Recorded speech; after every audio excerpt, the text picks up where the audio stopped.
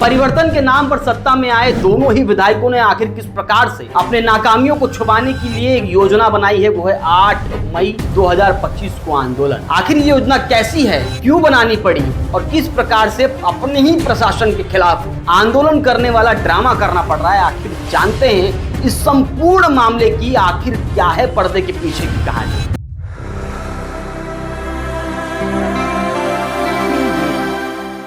नमस्कार, मैं सचिन दीक्षित, आप देख रहे हैं एशियन न्यूज। वो पटकथा जिसे पहले ही लिखा जा चुका है। शुक्रवार को एक प्रेस नोट जारी होता है राजन नाईक की तरफ से और कहा जाता है कि हम 8 मई को आंदोलन करेंगे। 8 मई 2025 को आंदोलन के ऐलान के बाद शहर में चर्चा हो जाती है कि विधायक आंदोलन बैठेगा वही महानगर पालिका के ठीक सामने, जहां पर ठीक उससे 2 दिन पहले उसकी बैठक महानगर पालिका में सभी कर्मचारियों के सामने होती है, जहां आयुक्त भी उपस्थित होते हैं। इससे पहले भी कई सारी बैठकें आयुक्त के साथ में सामूहिक और एकलबद्ध तरीके से राजन नाईक की हो चुकी है। कई सारे पत्र व्यवहार हो चुके हैं शहर के विकास को लेकर। अब सवाल यह है कि क्या राजन नाईक की बात एक कमिश्नर सुन नहीं रहा है, और कमिश्नर अगर अपनी मनमानी कर रहा है तो राजन नाईक जी की केंद्र में सत्ता है, राज्य में सत्ता है, पालक मंत्री उनका है, सांसद उनका है, जिले में सबसे अधिक विधायक उनकी गठबंधन के सरकार के हैं, तो आखिर इन सभी ताकतों के साथ भी आखिर उनकी बात एक कमिश्नर क्यों नहीं सुन रहा है? अगर कमिश्नर उनकी नहीं सुन रहा है तो आखिर उन्होंने अभी तक मुख्यमंत्री से शिकायत क्यों नहीं की, आज डीसीएम से शिकायत क्यों नहीं की, जो एकनाथ शिंदे नगर विकास मंत्री, नगर विकास पास वीवीसीएमसी को पकड़ने जकड़ने का पावर है, यानी उसमें बैठा कमिश्नर बात नहीं सुनता है तो एकनाथ शिंदे अपना एक्शन ले सकते हैं। तो आखिर विधायक जी ने एक्शन लेने वाले मोड पर काम क्यों नहीं किया, कार्रवाई क्यों नहीं करवाई और आंदोलन का रास्ता ही क्यों चुना? कारण साफ है कि जिस प्रकार से 41 इमारत, उसके बाद आरक्षण का मुद्दा जो घासगांव का था, उसके बाद शहर जिस प्रकार से इस समय स्थिति है शहर की, यानी अगर आप विरार फाटा से लेकर वसई के चिंचोटी तक जाएंगे तो पूरा शहर खुदा पड़ा है। कई सारे पाइपलाइन, कहीं पर पाइपलाइन का काम चल रहा है खोद कर, तो कहीं नाले का काम चल रहा है, कहीं नाले का काम चल रहा है तो कहीं गुजरात गैस पाइपलाइन का काम चल रहा है, तो कहीं ढक्कन लगाने का काम चल रहा है, तो कहीं सड़क निर्माण का काम चल रहा है। इन सभी निर्माण कामों में कोई भी काम पूर्ण नहीं हुआ, हर काम अधूरा है। हर काम में जिस प्रकार से मरम्मत होना चाहिए, गुणवत्ता होना चाहिए, उसको ताक पर रखकर काम किया जा रहा है। ऐसे में संपूर्ण अव्यवस्था को व्यवस्थित करने के लिए राजन नाईक को लगा कि अगर इस 100 दिनों के बीच में लगातार अव्यवस्था होती रहेगी और आने वाले समय बरसात का मौसम है और पानी बरस जाएगा और शहर में कीचड़ या बरसात में जलभराव अगर हो गया तो शहर की जन नागरिक पूरी तरह आक्रोशित हो सकते हैं और सत्ता परिवर्तन के बाद भी असंतुष्टि का बिगुल तेज हो सकता है।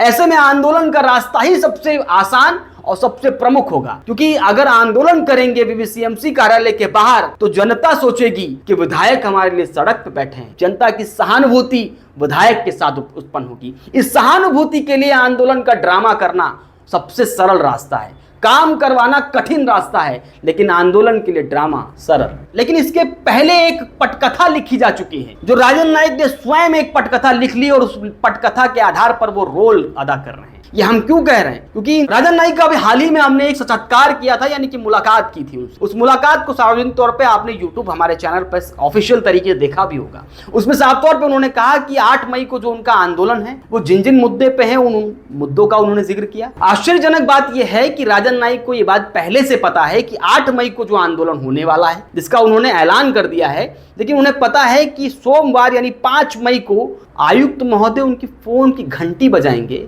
और घंटी बजाकर उनसे बोलेंगे कि राजन जी आ जाइए, हमारे कार्यालय बैठकर आपसे बातचीत करनी है। आखिर उन्हें कैसे मालूम पड़ा कि आयुक्त महोदय सोमवार को उनको कॉल करने वाले हैं? ये बात मैं नहीं कह रहा हूं, ये राजन नाईक ने स्वयं कहा कि सोमवार को आयुक्त जी मुझे बुलाएंगे, मुझसे चर्चा करेंगे और चर्चा करने के बाद इन सभी विषयों पर कोई रास्ता निकालेंगे।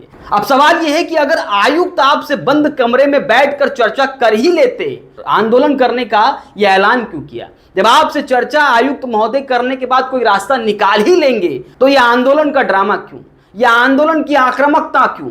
सवाल यह भी है कि अगर पालक मंत्री आपके हैं गणेश नाईक, आपके सांसद हैं डॉक्टर हेमंत बिश्नोई सावरा, आपके पास यहाँ के क्षेत्रीय स्तर पर जिले में 5 विधायक गठबंधन के हैं, तो इन सभी विधायकों के, सांसद के, पालक मंत्री के पत्र व्यवहार के द्वारा आखिर इस आयुक्त पर, जो आपकी नहीं सुन रहा है, आपको आंदोलन करने के लिए विवश कर चुका है, उसके लिए पत्र व्यवहार करके मुख्यमंत्री और उप मुख्यमंत्री को लिखकर इन पर कार्रवाई क्यों नहीं करवाई? बंद कमरे में चर्चा अगर करनी ही थी आपको तो आंदोलन का ऐलान का ड्रामा क्यों? सुनिए पहले राजन नाईक ने किस प्रकार से सोमवार का जिक्र किया था और आंदोलन करने की बात कही। आयुक्त को मैंने पत्र दिया है, मुझे विश्वास है आयुक्त मेरे को कल या परसों बुलाएंगे, सोमवार को बुलाएंगे, क्योंकि एक विधायक आंदोलन के लिए बैठेगा तो बड़ी बात है। 8 तारीख से पहले मुझे विश्वास है प्रशासन संवेदनशील है। सोमवार को आयुक्त का कॉल आएगा, ये बात राजन नाईक को पहले से पता है। अब सवाल यह है कि शुक्रवार को आंदोलन का ऐलान किया, शनिवार को मीडिया में आके इंटरव्यू दिया, संडे महानगर पालिका बंद, सोमवार को उनको कॉल आ जाएगा। इस बात की जानकारी उनको पहले से थी। वो कह रहे हैं मुझे विश्वास है कि आयुक्त महोदय बहुत अच्छे हैं, वो कॉल करेंगे, संवेदनशील हैं। संवेदनशीलता आयुक्त की तब कहां चली गई जब पूरा शहर खुदा पड़ा है, पूरे शहर में पानी की अव्यवस्था है, पूरे शहर में टैंकर लॉबी हावी है, कई सारे एक्सीडेंट हो रहे हैं।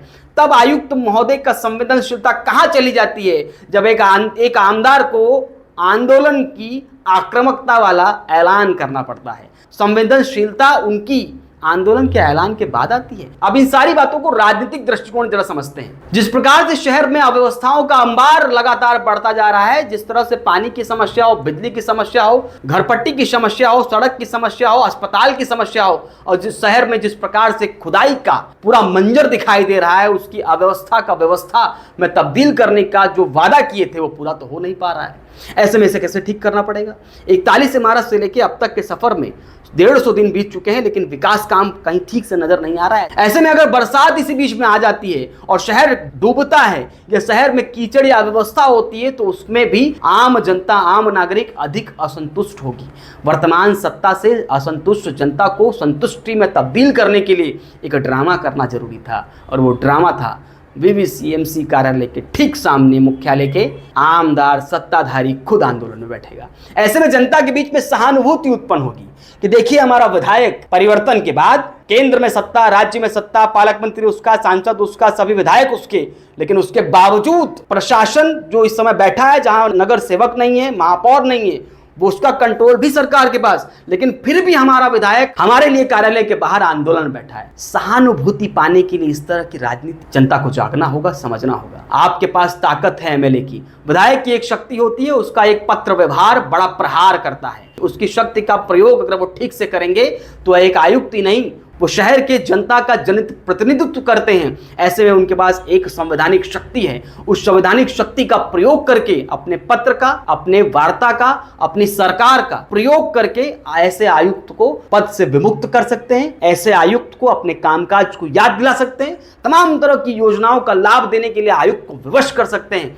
आयुक्त अगर भ्रष्टाचार में लिप्त हैं, एमएलए की नहीं सुन रहा है, एमएलए कौन, जो जनप्रतिनिधि है, इसकी शक्ति को क्या विधायक जी भूल गए? क्या एक आयुक्त को आयुक्त से बातचीत करके ये ड्रामा कर रहे हैं? अगर नहीं तो अपनी शक्ति का प्रयोग क्यों नहीं कर रहे हैं? इस आंदोलन का ड्रामा क्या है और 8 तारीख से पहले कैसे उनको पता है कि सोमवार को आयुक्त महोदय उनकी फोन की घंटी घनघनाएंगे? इन सारे सवालों के बीच में एक सवाल और उठ रहा है कि आखिर ये टेंडर वाला मामला क्या है? आज के लिए धन्यवाद।